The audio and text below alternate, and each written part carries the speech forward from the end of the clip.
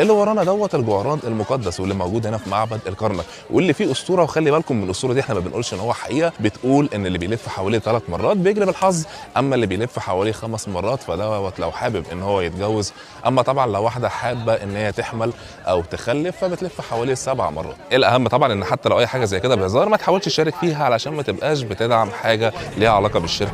اكبر معبد اثري على مستوى العالم، معبد الكرنك، المكان اللي ما كانش ينفع حد يدخله غير الملك والكهنه بس. بدايه المعبد هتشوف الكباش ديت اللي مشهور بيها المعبد، واللي بالمناسبه 1200 تمثال متوصلين لحد معبد الاقصر اللي هيكون في الحلقه اللي جايه ان شاء الله، واللي فيه اغرب مسجد شفته في مصر. بعد كده بنلاقي صرح المعبد دوت ووراه صاله الاعمده ديت. اول مكان هيقابلك هنا في المتحف وهو اللي ورايا دوت، واللي بيسمى بالصرح. واحده من الحاجات اللي ممكن توضح لنا ازاي كانوا بيبنوا الحاجات العاليه، ومنها الصرح اللي ورانا دوت، واللي لسه متسابه لحد دلوقتي، وهو الساتر الترابي او اللي داخل فيه طوب كمان دوت اللي ورانا، اللي لسه جزء